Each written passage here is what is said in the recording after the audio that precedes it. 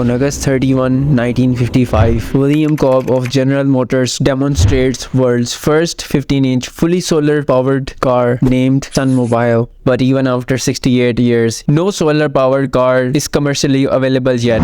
When the billionaire Elon Musk is the owner of both electric and solar companies, that is Tesla and SolarCity, then why is he simply not making solar-powered electric vehicles?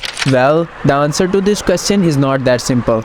We know that the sun is an abundant source of energy. The sun is continuously transferring energy of about 1.36 kilowatts or 1360 watts per square meter per hour. This means that 173 trillion kilowatts of power hit the earth every hour. This amount of power is so close to the total energy consumption of the world for 1 year, which is around 190 trillion kilowatt hours. So a little more than 1 hour of energy from sun is enough to power the entire earth over 1 year. This demonstrates the tremendous potential of solar energy. To examine the use of solar power for cars, we considered a Tesla Model 3 as an example. Tesla Model 3 is about 4.7 meters long and 1.85 meters wide, so its total area is about 8.7 meters square. If we cover the entire roof of the car with solar panels, we could generate about 12 kilowatts of constant power or 16 horsepower in a perfect world. This would enable the car to travel at a constant speed of about 100 kilometers or 62 miles per hour as long as the sun is shining, which is quite impressive. And if we charge the car batteries using the solar panels, the car can also be driven at night. The long range of Tesla Model 3 car has the battery capacity of 75 kilowatt hour. Through solar panels, this battery could be charged in 6 hours and 15 minutes, which is enough to provide driving range of about 550 to 600 kilometers in real world. So if everything is fine, then why don't we simply attach solar panels and batteries to the car? Well, here's a twist. These all estimates are for an ideal world scenario under perfect stable conditions, but in real world, the numbers are far away from it. Before we can fully harness solar energy, we must account for various factors. Firstly, not all solar energy that enters our atmosphere reaches the Earth's surface, as around 22% is reflected by the atmosphere and clouds, and 23% is absorbed by the atmosphere. Therefore, only approximately 55% of solar energy that entered the atmosphere is actually usable. So we have only got 55% of 1.36 kilowatt hours to actually use. Secondly, even with solar panels, there are theoretical limits to their efficiency. For instance, a single layer solar panel's theoretical limit is around 33% efficient, which is commonly found in our homes. However, this efficiency increases to 68.7% with infinite layers under normal sunlight and up to 86.8% if the sunlight is concentrated with infinite layers. In case of car, we can only use a single layer solar panel, which means our maximum efficiency is 33.7%. Thirdly, since the Earth's surface is curved, solar panel will not always receive direct sunlight, which affects their efficiency, and this curvature is unfortunate for solar because if you think about car that is perpendicular to sun rays, it's getting a lot of solar energy. But if the car is driving away from sun, it's not gonna get a lot of energy. So we have to take consideration of total area of the Earth's surface and an average of that. So if you are just looking at the cross section of the Earth, then it's pi r square, but you are actually looking at the hemisphere of Earth. Having sunlight hit on it, then it's 2 pi r square. So instead of just 1360 watt per square meter, you actually just have 680 watts on average per square meter.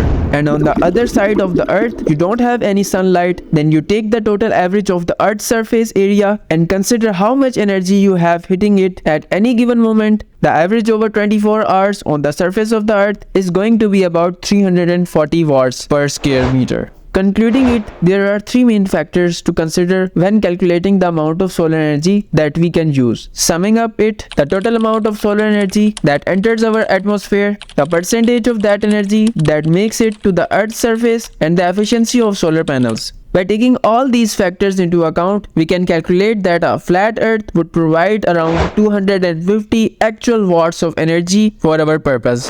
Assuming we use an accurate model of the Earth, the amount of power received from the sun would be reduced to half to 125 watts. In a 24 hours period, the average amount of power received per square meter in a specific location would be approximately 63 watts. If we apply more realistic numbers to as Tesla covered in solar panels, assuming 80% of its 8.7 square meters surface is covered as windshield and side windows must be excluded from covering, 85% charging efficiency and ideal sunlight, the power going into the battery pack would be 1.5 kilowatts with an actual average power of 0.375 kilowatts over 24-hour cycle. Therefore, the driving speed we could maintain indefinitely would be about 19 km per hour or 12 miles per hour. Using the average total power of 63 watts, it would take approximately 200 hours or 8.3 days to fully charge the car's battery pack, making it impractical for regular use. While these numbers are slightly better than expected, they still illustrate why solar-powered cars are not practical yet, due to the cost and limited values of solar panels on the vehicles of this size that requires a significant amount of energy to move. A car made by Aptera Motors, which is not yet available in the market but is planned to be produced soon, its specifications are quite impressive as it claims to get all of its energy from the sun, meaning that it never needs to be charged depending on how much you drive. The car offers a range of about 250 to 1000 miles depending on the battery pack you choose,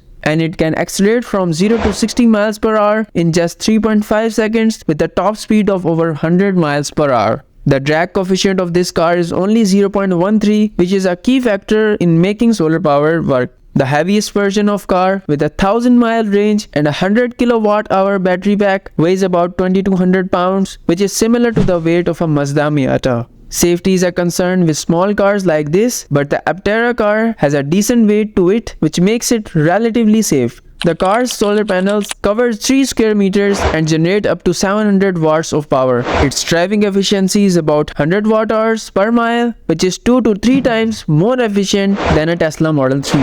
The car's solar panels are good enough to provide 40 miles of range each day, which means they can charge the battery with 4000 watt-hours of energy each day. This translates to driving over 14,000 miles in a year for free, assuming an 89% charging efficiency for the battery. While having the large surface area is usually essential to generate enough power from solar panels, this car's low energy consumption and decent surface area make it theoretically possible to have a solar-powered car. Overall, the Aptera car's impressive specifications and ability to run on solar power make it an exciting prospect in an automotive industry. While solar-powered cars may not be practical for everyday use, they do have some potential applications. For example, they could be used for a short trip or in remote areas where charging infrastructure is not available. Ultimately, the key to transitioning to renewable energy in transportation may be a combination of technologies including electric cars, hybrids, and fuel cells. Solar power may play a role in this transition, but it's not likely to be the sole solution. Maybe through future technology, it may be possible to drive a fully eco-friendly solar-powered car.